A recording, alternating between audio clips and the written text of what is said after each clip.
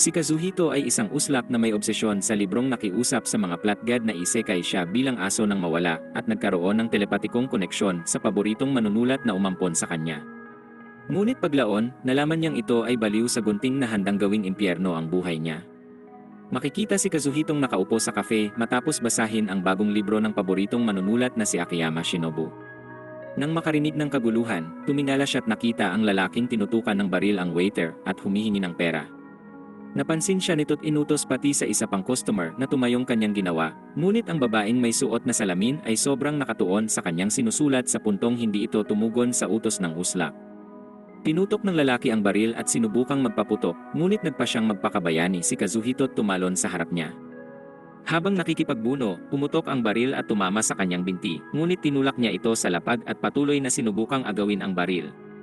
Nagawa siyang itulak ng lalaki dahil ang kanyang plot armor ay dising tibay ng inaakala ay binaril siya nito sa ulo.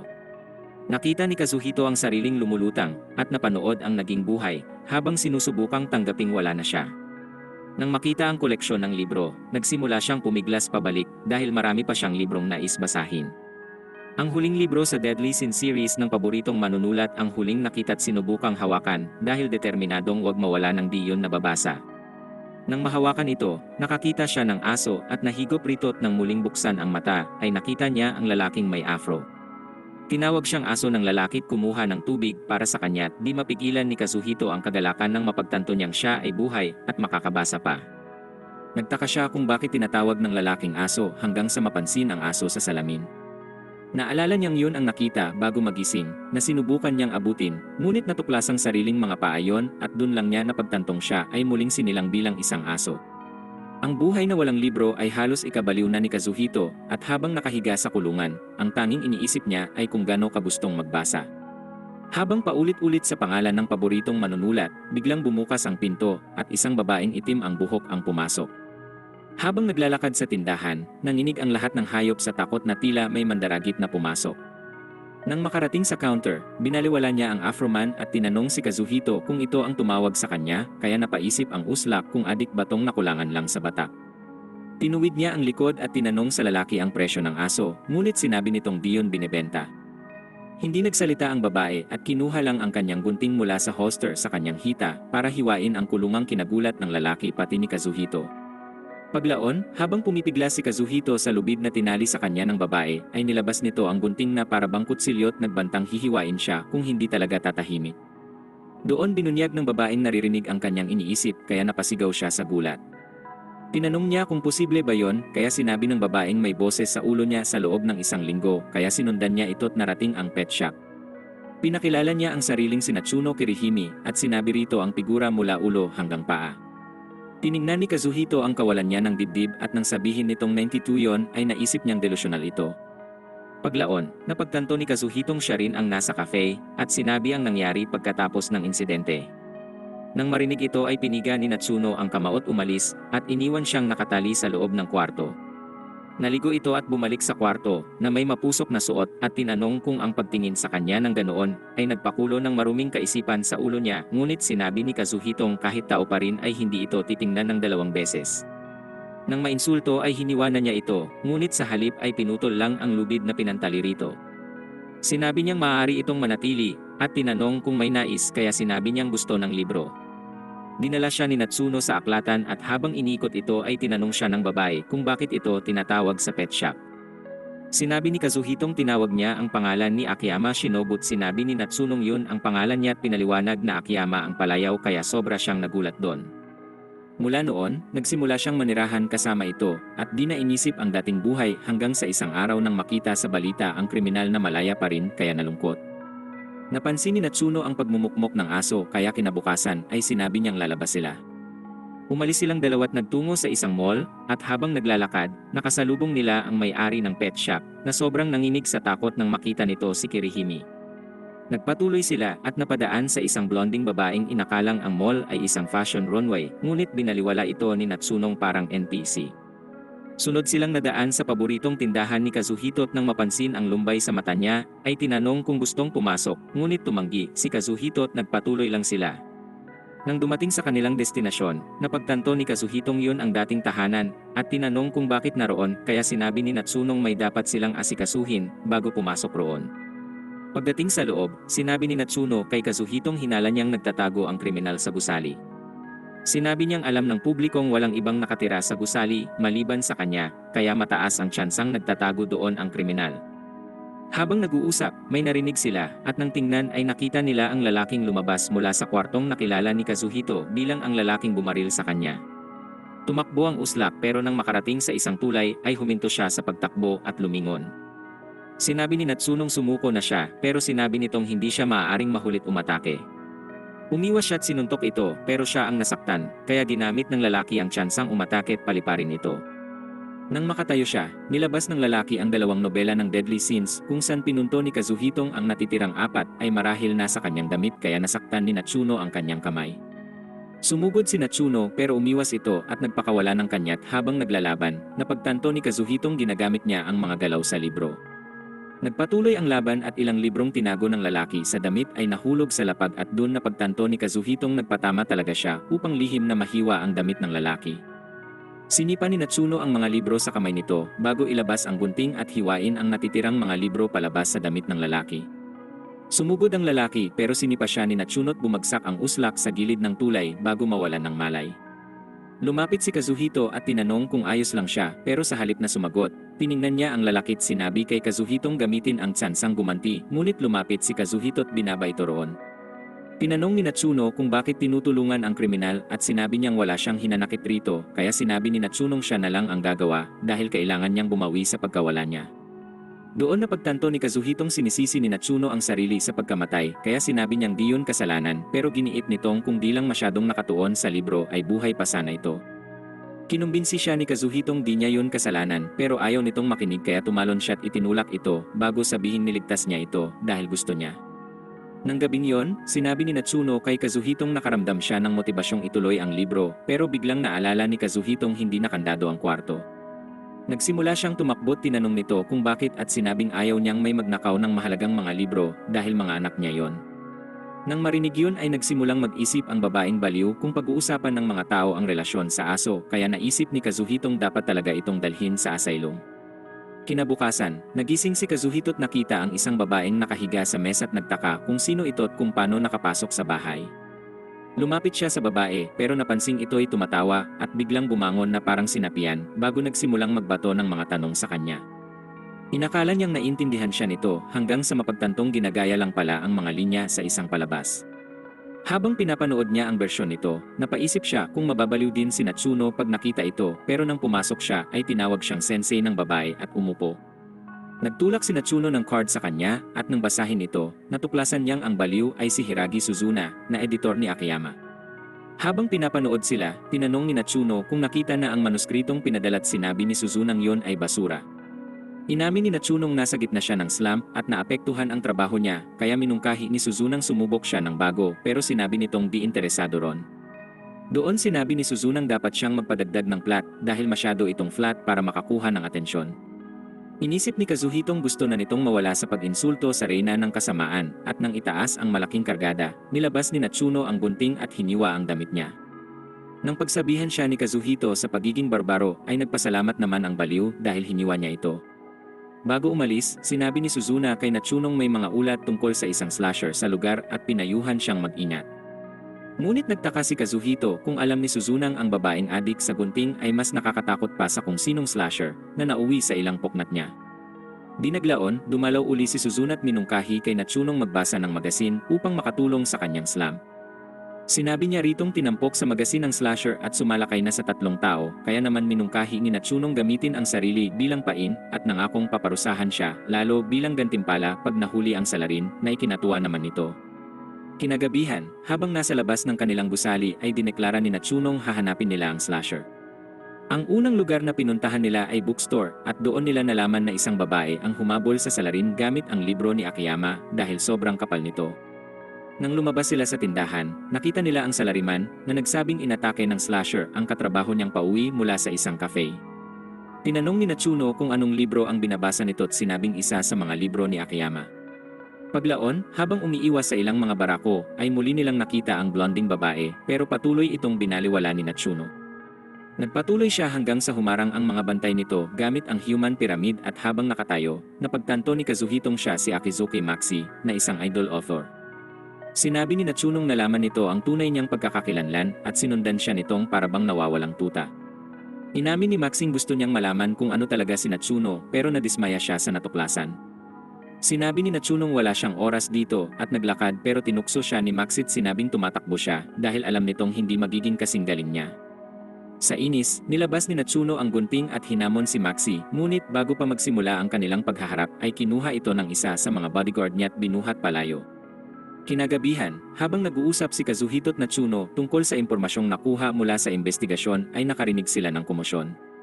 Nang makarating doon, nakita nila ang may-ari ng pet shop na nanginginig sa takot na tila may poknat at nang suriin ni Natsuno ang lugar, napansin niya ang kakaibang tao kaya hinabol ito. Napaisip si Kazuhito kung may libro ni Akiyama ang Afroman nang maramdaman niya ang kakaiba sa eskinita at nag-imbestiga ron. Nakita niya ang isa sa Deadly Sins novel at nagbasa muna habang hinihintay si Natsuno pero huli na nang mapagtantong bitag yon. Natagpuan ni Kazuhito ang sarili sa lumang apartment at nang lumingon, nakita niya ang kapatid na si Madoka at nagtaka kung bakit naroon. Kinausap siya ni Madokang parang alam nitong siya ang kapatid kaya inisip niyang naririnig siya nito.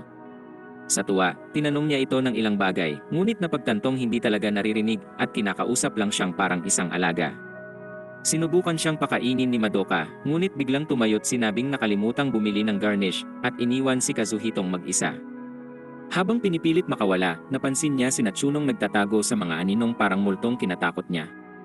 Nakauwi na siya at doon tinanong ni Natsuno kung bakit siya dinukot ng kapatid kaya pinaliwanag niyang wala rin siyang ideya. Tinanong niya kung saan nanggaling si Natsuno at sumagot ito na hinabol niya ang isang kahina-hinalang tao, ngunit nawala ito sa kanyang paningin. Tinawag siya ni Kazuhitong inutil na detective ngunit pinakita nito ang librong iniwan ng tao kaya naisip ni Kazuhitong marahil ang nasa likod ng pag-atake ay may galit kay Akiyama o kaya'y tagahanga niya. Habang pinagtatagpi ang impormasyon, naalala niyang ginamit ng kapatid ang isa sa mga libro bilang pain kaya napatanong si Natsuno kung konektado ito sa pag-atake. Ngunit pinagtanggol siya ni Kazuhito at sinabing may dahilan sa kakaibang kinikilos nito. Kinabukasan, habang patuloy sila sa investigasyon ay nilapitan sila ni Suzunang sinabi sa kanilang ang mga libro ni Akiyama ay konektado sa kaso. Sinabi ni Natsunong alam na yon, kaya di na niya kailangang porsahing magkapakinabang. Bago umalis, sinabi niyang may chismis tungkol sa isang babaeng sumira ng isa sa mga libro ni Natsuno sa park at nilarawan ito bilang maliit at maikli ang buhok na tumugma sa itsura ni Madoka. Agad silang pumunta at natagpuan ang mga piraso ng libro at nakita roon si Madoka. Inutos ni Madoka kay Natsunong ibalik sa kanya si Kazuhito at nagtalo ang dalawa. Tinanong ni Natsuno ang tungkol sa mga piraso ng libro at inamin ni Madokang sinunog niya lahat ang libro ng kapatid. Sa bahay, sinabi ni Natsuno kay Kazuhitong siguradong may kaugnayan si Madoka sa slashing incident. Pinaliwanag niyang maaaring naramdaman ni Madokang inaagaw ni Akiyama ang kapatid dahil laging tungkol sa mga libro nito ang usapan nila. Sinabi ni Natsunong marahil iniisip ni Madokang para sa kapatid ay mas mahalaga si Akiyama kaysa sa kanya na nauwi sa puot para dito. Dinagdag pa niyang ang pagkawala ni Kazuhito ang maaaring nagtulak kay Madoka sa bingit ng kabaliwan. Sa kabila ng mga ebidensya, iniisip pa rin ni Kazuhitong malabong ang kapatid niya ang slasher, ngunit sinabing alamin ang katotohanan at humingi ng tulong kay Natsuno. Agad pumayag si Natsuno, ngunit biglang pumasok si Madoka sa bintanang parang si Batman at agad siyang dinampot bago amining nilagyan ng tracker si Kazuhito kaya naman sobra itong natakot. Tinanong ni Natsuno kung dumating ron dahil alam niyang siya si Akiyama Shinobu at nagulat si Madoka. Doon binunyag ni Natsunong na wala si Kazuhito nang sagipin siya at hindi ito malilimutan at sisiguruhing magpapatuloy siya sa pagsusulat para sa kapakanan nito dahil isa siya sa mga mambabasa nito. Sinubukang magsalita ni Madoka ngunit hindi niya alam ang sasabihin kaya tumalon ito palabas ng bintana bago pa mapigilan ni Natsuno. Paglaon, nagising si Kazuhito kung saan humingi ng tawad si Madokang di talaga alam na siya ang kapatid. Pinaliwanag nitong pumunta siya sa lungsod para sa kapatid at dahil mahilig ito sa libro ni Akiyama ay naghanda siya ng bitag. Nang mahuli ito, naniwala si Madokang nahanap na ang kapatid niya dahil alam niyang ito lang ang uslap na mahuhulog sa ganong klaseng trap. Tumayo si Madoka at dineklarang tatapusin niya ang sinimulan upang hindi siya ikahiya ng kanyang kapatid dahil sa ginawang pagtakas. Dito dumating si Natsuno at hinamon si Madokang tinapon ang dalang kaha sa ere, kung saan bigla itong nagbagong anyo at naging isang napakalaking kutsilyo. Nilabas ni Natsuno ang gunting at nang magsimula sila, ay binago ni Madoka ang kutsilyo at ginawang chainsaw. Nagpatuloy ang laban hanggang sa naipit ang chainsaw ni Madoka sa punong nagbigay ng tsansa kay Natsunong umatake at hiwain ito. Hindi magpapatalo si Madoka kaya binago niya ang chainsaw sa missile launcher at nilunsad ito kay Natsunong na gamit ang kanyang gunting upang pigilan ang missile bago ito hatiin sa dalawa. Pagkatapos ng laban, naglakad ang dalawang magkasama at tinanong ni Natsuno ang tungkol sa slashing incident ngunit walang ideya si Madoka tungkol doon. Kinagabihan, nakatayo si Kazuhito sa labas ng apartment nang lapitan siya ni Suzuna kaya inamin nitong alam niyang naiintindihan siya nito. Tinanong niya kung paano nalaman at sinabi nitong nahulaan nang dumating siya at nakipag-usap tungkol sa slasher. Sinabi rin nitong alam niyang si Suzuna ang may pakana ng mga kwento tungkol sa slasher pati na ang salariman. Inamin ni Suzunang ginawa yon upang matulungan si Natsuno sa slump, ngunit sinabi ni Kazuhitong huwag maliitin si Natsuno dahil mga mambabasa dapat ang unang naniniwala sa mga manunulat. Sumagot itong ang manunulat na walang malabas ay di tunay na manunulat pero giniit ni Kazuhitong makakaalis si Natsuno sa slump kahit mag-isa. Habang patuloy silang nagtatalo, tumalon si Natsuno mula sa gusali at sinabi kay Suzunang alam niyang ito ang salarin sa mga insidente ng slasher. Dito niya nilabas ang manuskrito at inihagis sa eret sinabing nakaalis na siya sa kanyang slump. Nagmadali si Suzunang pulutin ito at tinanong ni Kazuhito si Natsuno kung bakit di sinabing nakakasulat na uli. Nang matipon ni Suzuna ang mga papel, sinabi ni Natsunong huwag nang ulit sa kauslakan at nagbantang magiging mabait kung gagawin yon. Isang umaga, pumunta si Kazuhito sa bookstore upang bumili ng mga libro at nang palabas na siya, pinigilan siya ni Yayoi na nais makipaglaro sa kanya. Matapos niyang kilitiin si Kazuhito ng husto, nagpaalam na si Yayoi at sinabing baka umalis na siya ng bayan sa susunod na mga araw. Pag-uwi ay humiga si Kazuhito sa paanan ni Natsuno habang nagbabasa tinawag siya nitong kadiri dahil sa pagharot sa isang bata. Sinabi ni Kazuhitong nag-aalala lang rin dahil binanggit ni Yayoi na aalis na siya kung saan posibleng magsara na ang tindahan. Pinunto ni Natsunong maaaring umorder online, ngunit sinabi ritong may espesyal siyang koneksyon sa tindahan. Pinaliwanag niyang nang unang dumating sa lungsod ay pumunta siya doon upang bumili ng libro. Doon niya nakita ang nakakainis na matandang babaeng nagbabalik ng libro at nang haharas kay Sakura kaya nakialam. Pag-alis ng babae, lumabas ang ama ni Sakura at sinubukang bugbugin ito, ngunit pinigilan siya ni Sakura kaya humingi ito ng tawad at binigyan siya ng mga libreng libro. Paglaon, dumating si Kazuhito sa bookstore nang marinig si Yayoi at Sakurang nagtatalo, ngunit bago pa ito makakilos ay binuhat siya ni Yayoi at tumakbo palabas. Nagtungo si Yayoi sa parke at dun sinabi kay Kazuhitong magsasara ang tindahan, ngunit may ideya siya kung paano maligtas ito at kinuha ang isang sombrerong may pangalan ng tindahan bago isuot kay Kazuhito. Habang naglalakad, gustong mawala ni Kazuhito sa hiya dahil pinipicturan siya ng mga tao sa katawa-tawa niyang sombrero. May dalawang humintot nagtanong kung pwede siyang hawakan, kaya sinabi ni Yayoi na gusto nito sa tiyan. Kinunan siya ng litrato ng mga babae at pinost online na nakita ni Natsuno at kinagalit. Nagpatuloy sila at nakita ang Afroman na tinawag ni Yayoi na Musman dahil naisip niyang mukhang lumot ang buhok nito. Bago umalis, nakakita sila ng nakakasilaw na ilaw mula kay Maxit si Yayoi ay naakit doon kaya binigyan siya ni Maxi ng salamin at sumama rito. Nang mapansin ang karatula kay Kazuhito, pinahayag niyang gagamitin ang kasikatan para sa tindahan, ngunit sinabi ni Yayoi na di niya kailangan ng tulong at tumakbo. Kinagabihan, malungkot na nakaupo si Yayoi sa park kaya sinubukan ni Kazuhitong umuwi ngunit nanatili siyang nakaupo. Sinubukan niya itong akitin ng pagkain, ngunit di rin yon umubra at dun niya napansing umiiyak pala si Yayoi. Nilapitan niya ito ngunit lalo lang siyang humagulgol at habang iniisip kung anong susunod na gagawin ay tinapon ni Natsuno ang gunting rito. Matapos pahirapan si Kazuhito, tinanong niya si Yayoi kung anong problema at sinabi nitong ayaw niyang umuwi dahil galit sa kanya ang nakatatandang kapatid. Pinaliwanag ni Natsunong karaniwan lang ang away sa magkapatid, ngunit di ibig sabihin ay galit na ito kaya tinanong niya kung talagang di kinamumuhian ni Sakura at nangako itong kung hihing ng tawad ay maayos yon. Dinala nila si Yayoi sa tindahan kung saan sinabi ni Sakurang sobrang nag-alala siya sa kapatid kaya humingi ng tawad si Yayoi sa ginawa. Tinanong ni Natsuno ang pagsasara ng tindahan, ngunit sinabi ni Sakurang hindi at tinanong kung saan yon narinig. Sinabi ni Natsunong kay Yayoi, kaya ipinaliwanag nito sa kapatid na narinig ang mga magulang na nagtatalo, ngunit tiniyak ni Sakura sa kanyang isa lang iyon sa mga normal na ganap nila at doon biglang bumagsak ang kanilang ama mula sa hagdan. Pinunto ni Yayoi na hindi normal na laging binubugbog ng kanilang ina ang ama nila, ngunit sinabi ni Sakurang yun lang ang paraan nila ng pagmamahal, kaya napaisip si Natsuno kung yun ba ay isang bersyon ng pelikulang napanood nila. Paglaon, nagbabasa si Kazuhito nang lumapit si Natsuno at humingi ng tulong na hanapin ang kanyang brang. Kinagulat nito dahil di niya alam na gumagamit rin ang mga flat ng ganon. Tinanong niya kung paano makakatulong kaya pinaalala nito sa uslak na siya ay isang aso kaya maaari niyang amuyin kung nasan ito. Tumalon si Kazuhito sa dibdib niya pero nagpanik ito at sinampal siya at tumalsik sa dingding. Tinawag niya itong maruming aso at tinanong kung bakit ginawa yon, kaya pinaliwanag ni Kazuhitong sinubukan lang niyang makuha ang amoy nito para mahanap ang bra. Pinayagan na siya ni Natsuno at habang inaamoy niya ito ay tila higit pa sa nararapat ang nararamdamang saya ng babaeng uslak. Nang bumalik sa katinuan si Natsuno ay pinatalsik niya uli si Kazuhito sa dingding at tinawag itong maruming uslak na sinusubukan siyang pagsamantalahan. Gayunpaman, sinabi nitong wala namang nahawakan at para lang siyang humawak sa patag na kahoy kaya nagalit si Natsuno at nilabas ang kanyang gunting. Dumating si Suzuna at sumali sa kanilang paghahanap at habang sinusuri ang sala, tinanong ni Suzuna kung ano bang itsura ng bra kaya inilarawan ito ni Natsuno.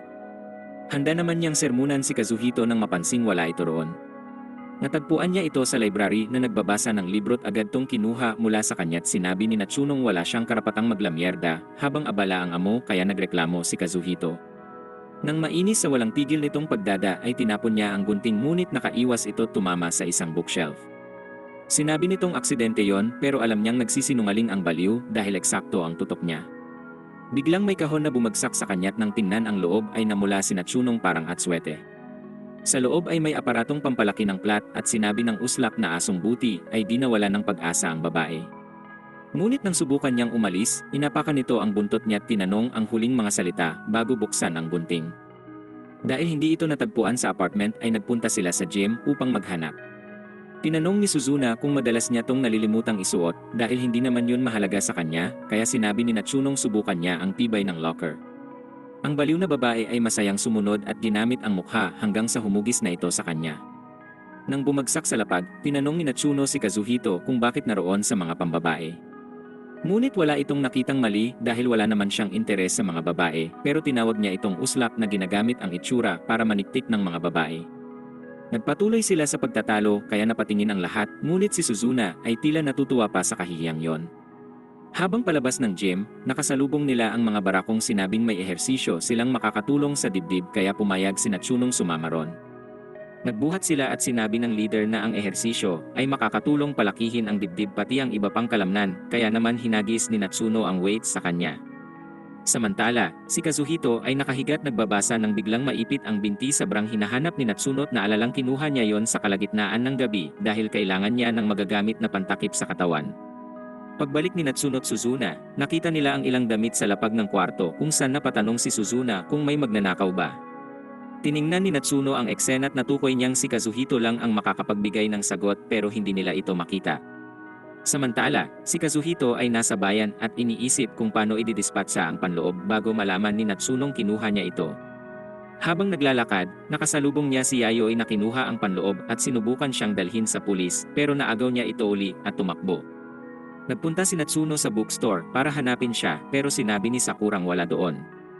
Umalis si Natsuno at patuloy itong hinanap ngunit naramdaman niyang may sumusunod sa kanya at paglingon ay wala siyang nakita kaya nagpatuloy lang. Samantala, si Kazuhito ay nasa kabubatan para ibaon ang panloob nang marinig niyang may kumakanta. Nang silipin niya ito, nakita niya ang isang babae at habang pinagmamasdan ito mula sa mga halaman ay bigla siyang napabahing. Namula ang babae sa kahihiyan at tinanggal ang brush sa kanyang walis para ilabas ang isang kutsilyo. Tumakbo siya palayo sa babaeng may kutsilyo at biglang napunta sa kalsada at muntik maisekay ng truck pero nasagip siya ni Natsuno sa tamang oras. Binaba siya ni Natsuno at nilabas ang gunting para harapin ang babaeng baliw pero narinig nito ang tunog ng nagbebenta ng patatas kaya umalis siya para bumili. Paglaon, habang naglalakad si Natsuno at Kazuhito ay humiga si Kazuhito kaya tinanong ni Natsuno kung bakit siya marumi.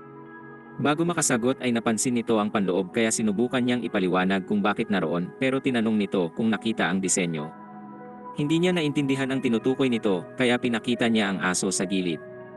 Doon niya napagtanto kung bakit sinabi nitong paborito yon pero biglang bumalik si Natsuno sa kanyang kabaliwan at sinubukang hiwain ito gamit ang gunting. Habang naghahabulan ay hindi nila napansin ang taong nagmamasid sa kanila mula sa malayo. Paglaon, dinala ni Natsuno si Kazuhito sa guest inn na may iba't ibang armas na nakadisplay at tinawag yung Holy Land of Blades. Nang mag-ikot ay napansin niya ang mga librot habang tinitingnan ay kinuha siya ni Madoka at nagpasalamat kay Natsuno sa imbitasyon. Nagpunta ang tatlo sa kwarto nila at nang banggitin ni Kazuhitong parang ginawa mismo ang kwarto para kay Natsuno ay umamin itong sa kanya talaga ang buong lugar. Tinignan ni Madoka ang silid at napansing isa lang ang kutson, kaya nagtanong kung dapat humingi ng isa pa ngunit nahiya si Natsuno kaya nagtaka si Kazuhito kung namamangka ito sa parehong ilog. Nainis siya't inipit ito sa dingding gamit ang gunting at sinabi kay Madokang may ibang kwarto para sa kanya. Nagpasalamat si Madoka at kinuha si Kazuhito, ngunit sinabi ni Natsunong di ito kailangan sa kanyang kwarto. Nangatwiran si Madokang hindi niya pa ito ganong nakakasama't nagtalo sila, kaya minungkahi ni Natsunong magpunta na lang sila sa hot spring. Sa spring ay nakita nila si Sakura at Haming naroroon dahil sa isang school trip at nang mapansin ni Natsunong siya lang ang may maliit na dibdib ay bigla siyang nahiya kaya tumalikod. Habang nakatalikod sa iba, nagbasa siya ng maliit na libro at inisip kung anong ginagawa ni Kazuhito.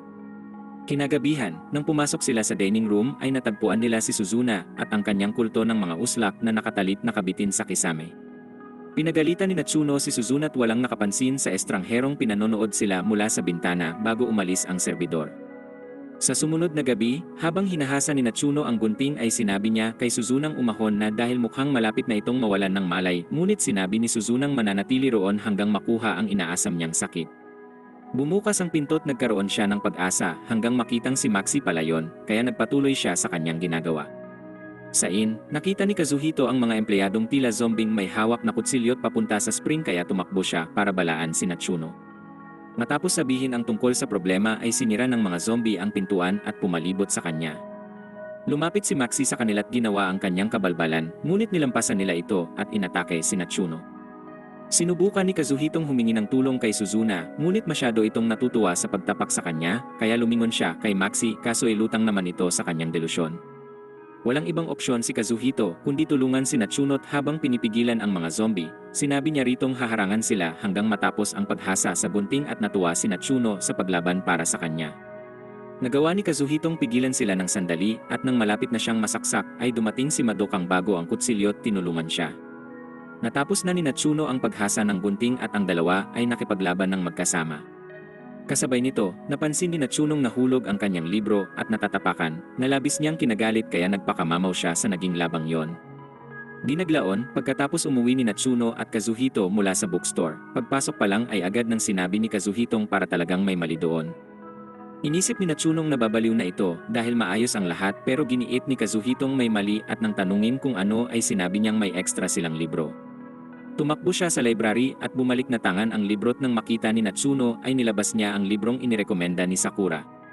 Nagtaka si Kazuhito kung bakit may pumasok para lang mag-iwan ng libro, habang si Natsuno naman ay nagtakang hindi nag-alarm. Nang lumingon ay nakita niyang nagsimula na itong basahin ang libro, tinapon ang gunting kaya sinabi nitong dahil walang lead, ang pagbasa sa libro ang tanging paraan upang makapagsimula. Nang matapos si Kazuhito sa pagbabasa ay tumingin siya kay Natsuno kung saan bigla itong naakit sa kanya. Sinubukan niyang tumalon rito, ngunit tinapon siya nito sa basurahan at iniwan roon hanggang matapos magbasa. Gusto niya pang malaman ang tungkol sa may akdat, nagpa siyang itanong kay Suzuna, na tumanggit sinabing yon ay kumpidensyal. Nangako si Natsunong hihiwain siya para sa kada impormasyong maibibigay kaya masayang pumayag ang baliw. Mula sa kanyang sinabi, ito ay anak ng kilalang manunulat na si Osawa Shuzan, at dahil yun lang ang alam nila ay nagpa siya si Natsunong maghanap ng higit pang impormasyon sa address na ibinigay ni Suzuna. Pagdating ay sinabi ni Kazuhitong may alam siyang shortcut, kaya dumaan sila sa isang abandonadong warehouse. Inakusahan siya ni Natsunong dinadala siya sa liblib na lugar bago tawaging maruming baboy at habang nagpapaliwanag, sila ay napalibutan ng mga taong nagtangkang umatake kay Natsuno kaya ginamit niya si Kazuhito bilang kanyang panlaban. Habang pinapagalitan ni Kazuhito, nagpakilala ang lalaking sumusunod sa kanila at namukaan siya ni Kazuhito bilang ama ng may akda. Pinali siya ni Natsuno at sinimulang questionin, ngunit hindi siya nakipagtulungan kaya sinipa siya nito at tinanong ang lahat ng dapat niyang malaman. Sinabi niya ang lahat pati kung saan matatagpuan ang babaeng anak at nang makarating sila sa paaralan ay naghiwalay sila at pumunta si Kazuhito sa library. Nag-alis siya ng librot na tagpuan ang manuscript at nang hatakin ito ay narinig niyang may tumawag sa kanya. Nang lumingon ay nakita niya si Hamit, nagtaka kung ano ang ginagawa niya roon. Naalala ni Kazuhitong ang apelyido ni Hami ay Osawat na pagtantong siya ang may akdang hinahanap nila kaya tinanong rito kung paano siya nakilala sa pagtahol. Ipinaliwanag nitong minsang sinabi ni Sakura ang tungkol sa asong laging bumibili ng libro't alam niyang siya yon, ngunit di siya naniwala hanggang sa makitang kinuha nito ang manuscript sa pinagtaguan. Natutuwa siyang buhay pa ito at sinabing naging manunulat siya gaya ng ipinangako rito, ngunit humingi siya ng tawad dahil hindi niya natapos ang manuscript tulad ng kanyang ipinangako. Sinabi ni Haming narating yon sa tulong ng ama, ngunit nang mawala si Kazuhito ay hindi na siya makapagsulat ng kahit ano't naramdamang hindi siya tunay na manunulat. Binanggit niyang ang tanging paraan upang maging tunay na manunulat ay lampasan ang pinakamahusay, kaya naman inimbitahan niya si Natsuno. Samantala, si Natsuno ay nasa classroom ni Kazuhito nang marinig niya ang boses ni Hami sa speaker na pinapapunta siya sa bubong.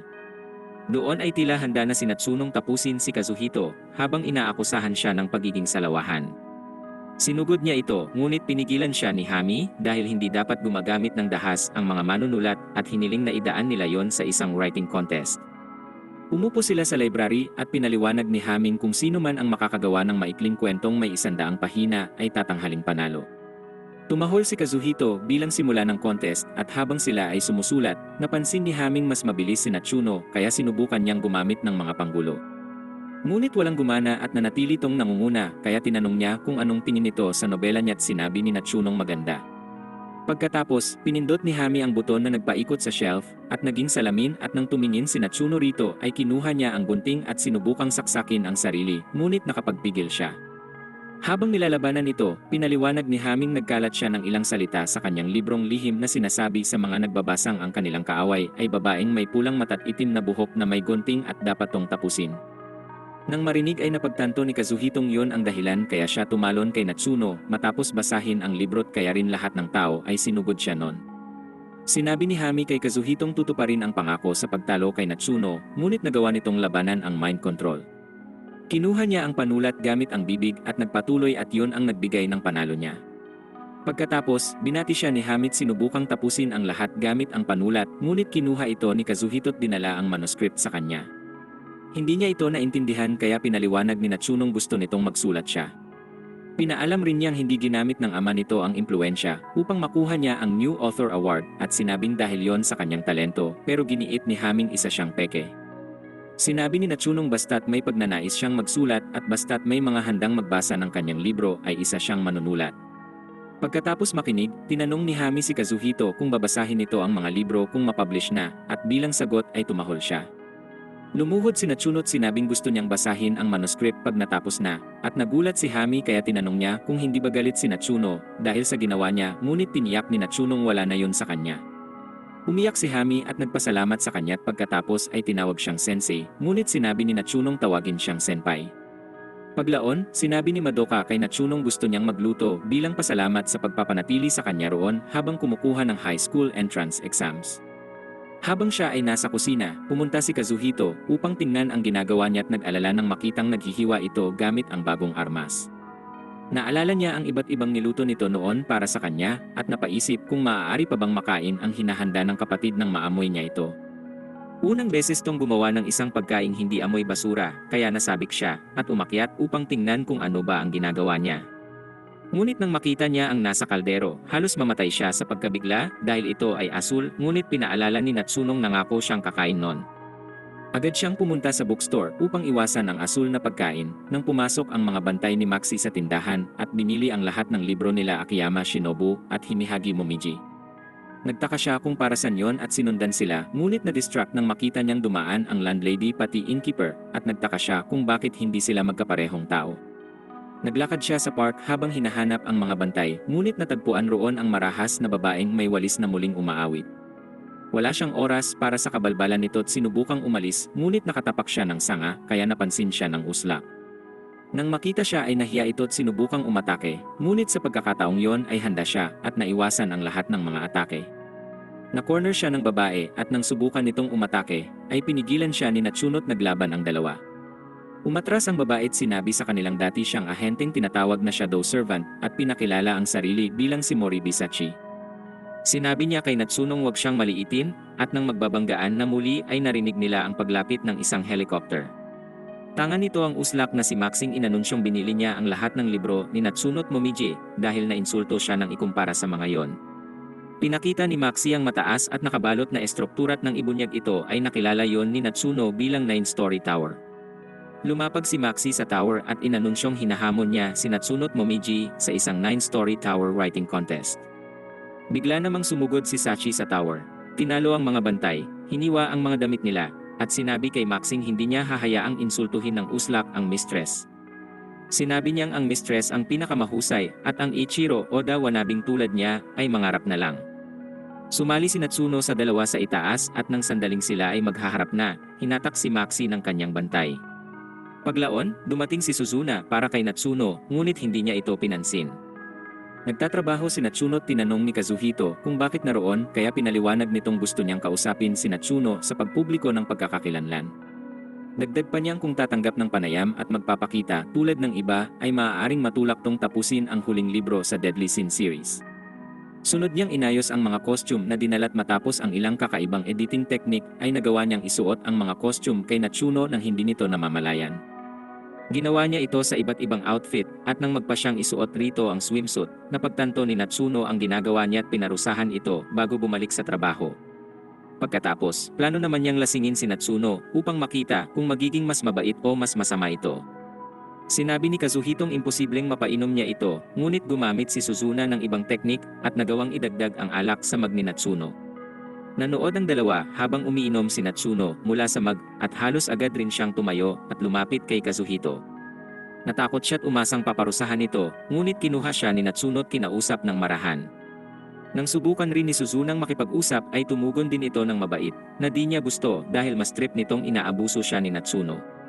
Minungkahi niya ritong uminom pa ng mas marami dahil umaasa siyang magiging mas masama ito ngunit lalo pa siyang bumait.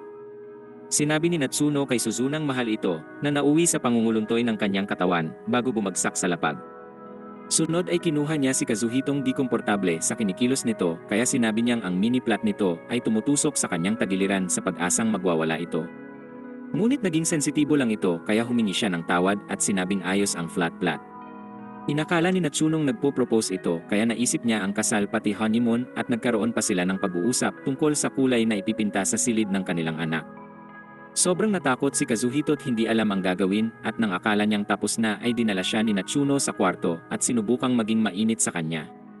Nang ipitin siya ron ay bigla itong nakaramdam ng hilot sumuka sa kanya.